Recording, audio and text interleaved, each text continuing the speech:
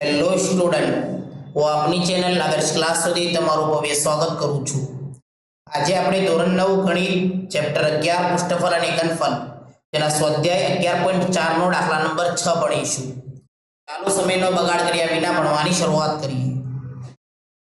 દાખલા નંબર 6, એક અર્ધગોળાકાર ટાંકી 1 સેમી જાડા લોખંડના પતરામાંથી બનાવેલી છે।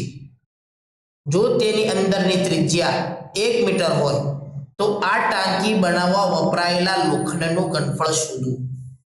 સૌથી પહેલા આપણે અર્ધગોળાકાર ટાંકી દોરી દઈએ।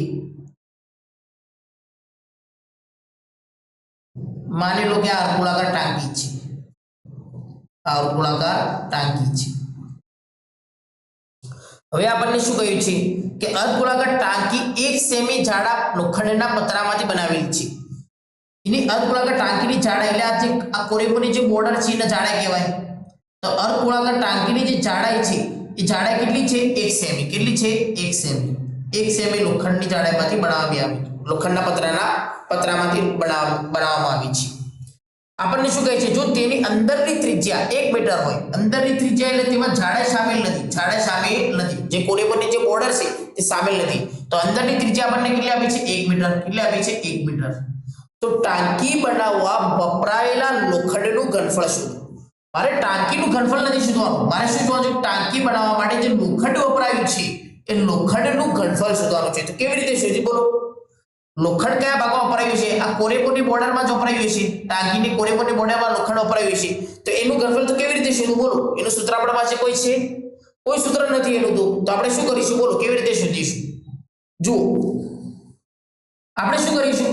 સૌથી પહેલા તો લોખંડની જે ટાંકી છે, અર્ધગોળાકાર લોખંડની જે ટાંકી છે એને પૂરું આપણે ઘનફળ છે, એટલે બહારના ભાગનું જેમાં જાડાઈ પણ શામિલ હોય અને અંદરનો ભાગ પણ શામિલ હોય, એટલે આખી લોખંડની ટાંકીનો આપણે ઘનફળ શોધી દઈશું। પછી શું કરીશું? આપણે બીજું આપણે ઘનફળ શોધીશું લોખંડના ટાંકીના અંદરના ભાગનું ઘનફળ, જેમાં બહારની જાડાઈ શામિલ હોય ના, જેમાં હશે નહીં, જેમાં બહારની જાડાઈ શામિલ હશે નહીં, ખાલી અંદરનો ભાગ હશે, તો લોખંડની ટાંકીના બહારનું ઘનફળ શોધીશું। પછી લોખંડની ટાંકીનું અંદરનું ઘનફળ શોધીશું અને લોખંડના ટાંકીના બહારના ઘનફળમાંથી અંદરનું ઘનફળ શું કરી દઈશું? બાદ કરી દઈશું। તો મને શું મળી જશે? લોખંડનું પતરાનું ઘનફળ મને મળી જશે, જેટલું લોખંડ વપરાયું છે એનું ઘનફળ મળી જશે। ઉદાહરણ તરીકે તમે સમજો કે આપણા પાસે તરબૂચ છે, તરબૂચ જોયું છે, એટલે તરબૂચને આપણે બે ટુકડા કરી નાખીએ। તરબૂચ કેવું હોય જોયું છે ને, તરબૂચને બે ટુકડા કરી નાખીએ। હવે એનો એક ભાગ અર્ધગોળાકાર છે, એમાંથી આપણે ઝડપ કાઢી નાખીએ, આખો તરબૂચ આખું હોય, હવે આખું એનો બહારની ભાગ છાલ પણ તેમાં શામિલ હોય છે અને અંદરનું ઝડપ પણ શામિલ હોય છે। આપણે ઝડપ અંદરથી કાઢી નાખીએ તો શું બચે આપણી પાસે? ખાલી છાલ બચે। એવી જ રીતે આપણે ટાંકીના બહારના ટાંકીનું ઘનફળ શોધીશું, એટલે પૂરી ટાંકીનું ઘનફળ શોધીશું, પછી અંદરના ભાગનું ઘનફળ શોધીશું અને બહારના ભાગના ઘનફળમાંથી અંદરનો ભાગ બાદ કરી દઈશું, તો આપણને શું મળશે? કોરીમોરની બોર્ડર મળી જશે। તો સૌથી પહેલા મારે ટાંકીના અંદરના ભાગની ત્રિજ્યા પણ જોઈશે અને ટાંકીના બહારના ભાગની ત્રિજ્યા પણ જોઈશે। સૌથી પહેલા ટાંકીના બહારના ભાગની ત્રિજ્યા શોધી દઈએ। ટાંકીના બહારના ભાગની ત્રિજ્યા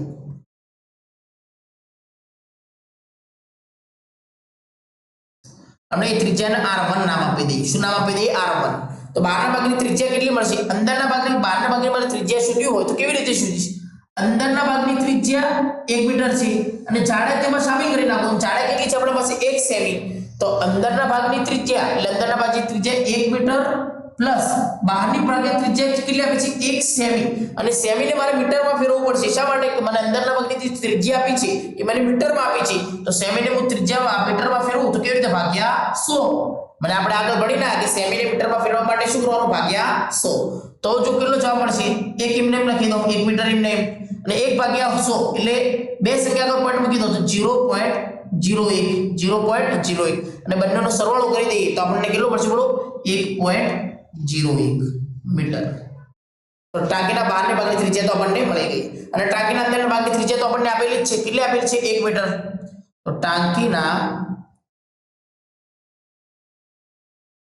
અંદરના ભાગની ત્રિજ્યા, જેને આપણે શું નામ આપી દઈએ? r2। અંદરના ભાગની ત્રિજ્યા તો આપણને રકમમાં જ આપી દીધી છે, કેટલી આપી છે? 1 મીટર। તો આપણે શું શોધવાનું છે? તો આ ટાંકી બનાવવા માટે જે લોખંડ વપરાવાનું છે એ લોખંડનું ઘનફળ શોધો। તો આપણે શું કરીશું? લોખંડના ટાંકીના બહારના ભાગનું ઘનફળ એટલે જેમાં અંદરનો ભાગ પણ શામેલ છે અને બહારનો ભાગ પણ શામેલ છે અને તેમાંથી આપણે લોખંડના ટાંકીના અંદરના ભાગનું ઘનફળ આપણે શું કરી દઈશું બાદ કરી દઈશું તો આપણો કોરીમોની બોર્ડર મળી જશે તો આપણે લખીશું ટાંકી બનાવવા વપરાયેલ લોખંડનું ઘનફળ બનાવવા વપરાયેલ લોખંડનું ઘનફળ તો જો કેવી રીતે શોધીશું જો ટાંકીના બહારના ભાગનું ઘનફળ શોધવું હોય મતલબ આપણે ટાંકીના બહાર પૂરેપૂરી ટાંકી જેમાં બોર્ડર પણ શામેલ હોય અને અંદરનો ભાગ શામેલ હોય તો આપણે એનું ઘનફળ એટલે અર્ધગોળાકાર ટાંકીનું ઘનફળ બહારનો ભાગ હોય તો ટાંકી કેવા આકારની છે અર્ધગોળાકાર આકારની છે તો આપણે અર્ધગોળાકારનું ઘનફળ લઈશું તો અર્ધગોળાકારનું ઘનફળ શું છે બોલો અર્ધગોળાકાર ટાંકીનું ઘનફળ માટે બહારના ભાગના ઘનફળ માટે હું સૂત્ર કઈ લઈશ 2/3 પાઈ r1 શા માટે કે બહારના ભાગની ત્રિજ્યા કેટલી આપી છે આપણને 1.01 મીટર અને તેને આપણે નામ શું આપ્યું છે r1 નામ આપ્યું છે તો r1 નો ઘન અને એમાંથી શું બાદ કરી દે ટાંકીના અંદરનો ભાગ બાદ કરી નાખીશ તો અંદરનો ભાગનું મારે ટાંકીના અંદરના ભાગનું ઘનફળ શોધવું હોય તો એ પણ આકાર અર્ધગોળાકાર જ આકાર છે તો અર્ધગોળાકારનું સૂત્ર લઈશ અર્ધગોળાકાર ઘનફળનું સૂત્ર લઈશ એનું સૂત્ર શું છે 2/3 પાઈ r2 નો ઘન શા માટે કે અંદરના ભાગની ત્રિજ્યા માટે આપણે શું નામ આપ્યું છે ત્રિજ્યાને r2 નામ આપ્યું છે r2 હવે જો આપણે જે કોમન નીકળ તો કોમન નીકાળી દઈએ કોમન શું નીકળશે અહીંયા 2/3 અહીંયા પણ છે 2/3 અહીંયા પણ છે તો 2/3 કોમન કાઢી દઈએ 2/3 કોમન પાઈ અહીંયા પણ છે પાઈ અહીંયા પણ છે તો પાઈ કોમન કાઢી નાખી પાઈ પણ કોમન કાઢી નાખી તો બચ્યું શું આપણા પાસે બોલો r1 નો ઘન માઈનસ r2 નો ઘન હવે આપણે કિંમતો મૂકી દઈએ 2/3 તો એમને લખી દો પાઈ બરાબર કોઈ ઉલ્લેખ કર્યો નથી તો 22/7 r1 કેટલો છે 1.01 આપણે મોટો કૌંસ પાડી દઈએ એટલે બરાબર આપણને દેખાય 1.01 નો ઘન માઈનસ r2 કેટલો છે 1 નો ઘન જોઈએ આપણે 22 અને 2 નો ગુણાકાર કરીએ 22 ઉપરનો સાથે ગુણાકાર એટલે 22 44 7 તરી 21 આ તો એમને લખી દો હવે જો 1.01 નો ઘન 1.01 નો ઘન તો આપણે 1.01 નો ઘન કરવો હોય તો કેવી રીતે કરીશ બોલો સૌથી પહેલા તો પોઈન્ટ દૂર કરી નાખો 1.01 માં મારે પોઈન્ટ દૂર કરવો હોય તો કેવી રીતે દૂર કરીશ 101 લખી નાખીશ 101 અને પાછળથી બે સંખ્યા આગળ પોઈન્ટ હતું તો કેટલા શું મૂકી દઈશ 2 એટલે 100 લખી દઈશ અને આખાનો ઘન આખાનો ગણાશે 101 નો પણ ઘન ગણાશે અને 100 નો પણ ઘન ગણાશે 1 નો ઘન તો એમને લખી દો 1 નો ઘન તો એમને લખી દો હવે 101 નો હવે જુઓ અહીંયા તેના 44/21 તો એમને લખી દો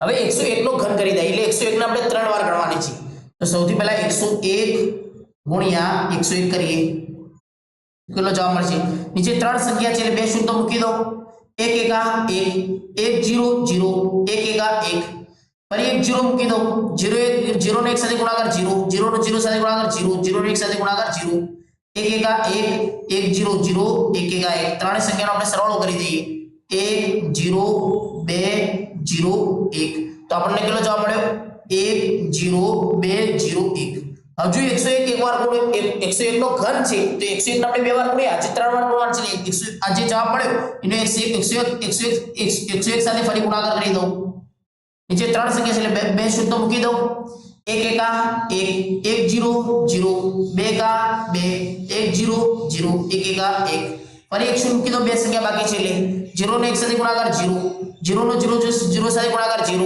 0 નો 2 સાથે ગુણાકાર 0 0 નો 0 સાથે ગુણાકાર 0 0 નો 1 સાથે ગુણાકાર 0 1 એકા 1 1 0 0 2 એકા 2 1 0 0 1 એકા 1 હવે આપણે બધી સંખ્યાનો આપણે શું કરી દઈએ સરવાળો કરી દઈએ 1 0 3 0 3 0 1 તો આપણને ગુણાકાર કેટલો મળે બોલો 1 0 3 0 3 0 1 101 નો ઘન કેટલો મળે આપણને 1030301 मतलब एकम दशक 100 1000 10,000 लाख 10 लाख तो 10,30,301 આપણને જવાબ મળ્યો અને 100 નો ઘન કેટલો થશે બોલો 100 નો ઘન નો અર્થ શું થાય 100 ગુણ્યા 100 मतलब 100 ને 3 વાર ગુણવાના છે તો એકના પાછળ 6 શૂન્ય લખી દો એકના પાછળ 6 શૂન્ય લખી દો 1 2 3 4 5 ને 6 અને એકનો ઘન તો એક જ રહેવાનો છે એકનો ઘન તો એક જ રહેવાનો છે હવે જો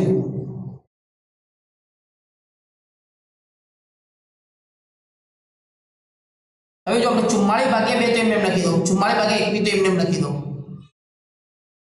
मारे आ बेओनो एक 10,30,301 भाग्या समझा के ना एकम दशक 100 1000 10,000 लाख 10 लाख 10 लाख નો મારે સમજો શોર્ટકટ માં બે સંખ્યાનો શોર્ટકટ ભાગ કરવો હોય તો કેવી રીતે કરીશ બોલો ભાગા નીચે કેટલા શૂન્ય છે 1 2 3 4 5 6 6 શૂન્ય છે તો ઉપરની સંખ્યામાં 6 સંખ્યા આગળ પોઈન્ટ મૂકી દઉં તો 1 2 3 4 5 6 તો 0 આગળ એટલે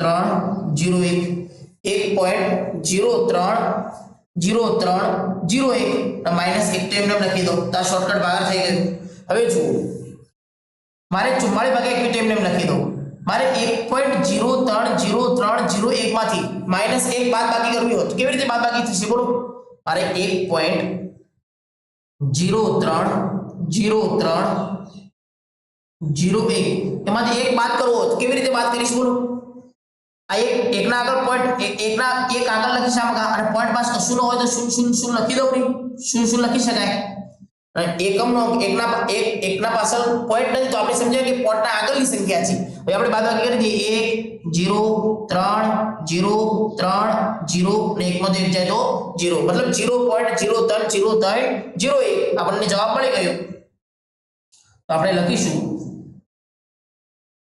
44 ભાગ્યા 21 ગુણ્યા કેટલો જવાબ મળે આપણને બોલો 0.030301 આટલો જવાબ મળ્યો આપણને 0.030301 હવે જો હવે આપણે આ બે સંખ્યાનો સરવાળો કરવો છે તો કેવી રીતે આપણે કરીશું સરવાળો ગુણાકાર સોરી આપણે આ બે સંખ્યાઓ વચ્ચે ગુણાકાર કરવો છે તો કેવી રીતે કરીશું સૌથી પહેલા હું 44 ભાગ્યા 21 કરી નાખું 44 ભાગ્યા 21 तो આપણે 44 ભાગ્યા 21 કરી નાખીએ 44 ઉપર લખીએ અને 21 બાર લખાશે 21 બાર લખાશે 21 દુ 42 21 દુ 42 44 થી 42 બાદ કરીએ તો કેટલા બચશે 2 બચશે બેનો ભાગ બોલો હવે ભાગ ચાલશે 21 થી બેનો ભાગ ના ચાલે તો આપણે શું પોઈન્ટ આગળ કોઈ સંખ્યાને પોઈન્ટ મૂકી શૂન્ય ઉતારીશું હજુ ભાગ ચાલશે ના ચાલે તો ફરી મોરે એક શૂન્ય મૂકવો છે તો શું ડાયરેક્ટ એક પોઈન્ટના બદલામાં તો એક શૂન્ય મૂકી દીધું પણ હજુ પણ ભાગ ચાલતો નથી તો આપણે શું ઉપર શૂન્ય મૂકીશું ફરી એક શૂન્ય ઉતારીશું હવે 21 નો ઘડિયો 200 સીધી બોલો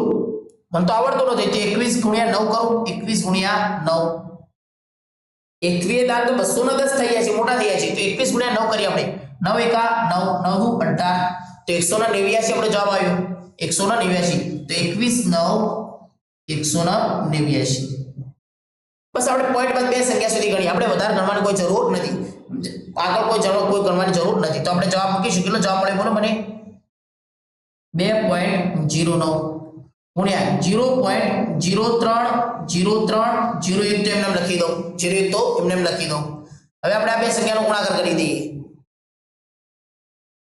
0.030301 ગુણ્યા 2.09 આ બે સંખ્યાનો આપણે ગુણાકાર કરી દઈએ આપણને જવાબ મળી જશે જો હાલ પોઈન્ટ ગણતા નથી આપણે નીચે કેટલી સંખ્યા આપેલી છે ત્રણ સંખ્યા એટલે બે સૂત્ર મૂકી દો 2 का 2 2 0 0 3 2 6 2 0 0 3 2 6 2 0 0 2 0 0 હજુ બે સંખ્યા બાકી છે એટલે 1 મૂકી દઉં 0 નો 1 સાથે ગુણાકાર 0 0 નો 0 સાથે ગુણાકાર 0 0 નો 3 સાથે ગુણાકાર 0 0 નો 0 સાથે ગુણાકાર 0 0 નો 3 સાથે ગુણાકાર 0 0 નો 0 સાથે ગુણાકાર 0 0 નો 0 સાથે ગુણાકાર 0 9 एका 9 9 0 0 9 તરી 27 9 0 0 तो 2 મૂકી દઉં 9 તરી 27 તો ફરી 2 ઉપર મૂકી દઉં 9 0 0 એટલે 2 મૂકી દઉં 9 0 0 ત્રણેય સંખ્યાનો આપણે સરવાળો કરી દઈએ 9 0 7 8 9 2 7 6 6 12 1 13 2 1 3 6 0 0 તો આપણને કેટલો જવાબ મળે બોલો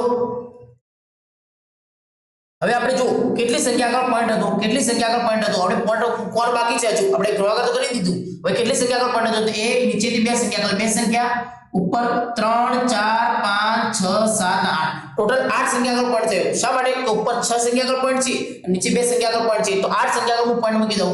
1 2 3 4 5 6 7 8 તો 0 પોઈન્ટ કેટલો જવાબ મળે મને બોલો? 0.063 આટલા સુધી લખો, વધારે લખવાનો કોઈ જરૂર નથી, અને પૂરું લખશો તો પણ કોઈ ફરક પડશે નહીં. મીટરનો ઘન. મારે પોઈન્ટ બાદ 4 સંખ્યા લખવી હોય તો કેવી રીતે લખાશે? જો 0.063 અને માજો હજુ 5 સંખ્યા પોઈન્ટ બાદ 5 સંખ્યા લખવી તો 32 લખીશ. હવે આગળની સંખ્યામાં જુઓ, આગળની સંખ્યા 5 અથવા 5 થી મોટી છે 9, તો આગળની સંખ્યા મારે એકલી સ્ટોપ કરવો તો આગળની સંખ્યામાં જ કેટલા ઉમેરવા પડશે? 2 ના અંદર 1 ઉમેરવો પડશે, મતલબ 3 મૂકી દઉં. જો 5 આગળ જો સ્ટોપ કરવું એના આગળની સંખ્યા જોવાની, એ સંખ્યા 5 અથવા 5 થી મોટી હોય તો આગળની સંખ્યામાં 1 ઉમેરી દેવાના, અને 5 થી નાની હોય તો આગળની સંખ્યામાં કોઈ ઉમેરવામાં આવશે નહીં. તો 2 માં કેટલા ઉમેરી દઉં બોલો? 1 ઉમેરી દઉં. તો કેટલો જવાબ મળે બોલો? 0.63 મીટરનો ઘન. જો પાછળ થોડો પોઈન્ટ બાદ તમારો ફેરફાર થોડો જવાબ મળશે, પણ આ જવાબ પણ તમારો શું ગણાશે? સાચો. એ તમારો પોઈન્ટ બાદ ફેરફારમાં આ ભાગાકાર પર ડિપેન્ડ છે કે તમે કેટલા સુધી ભાગાકાર કરો છો, એના પરથી આપણને જવાબ મળશે. પણ આ જવાબ તમે લખશો તો પણ તમારો જવાબ શું ગણાશે? સાચો ગણાશે. તો આઈ હોપ, હું આશા રાખું છું કે તમને આ દાખલો સમજાયો છે. જો લેક્ચર સારું લાગ્યું હોય તો આ વિડીયોને લાઈક કરો. ચાલો આપણે નેક્સ્ટ લેક્ચરમાં મળીએ.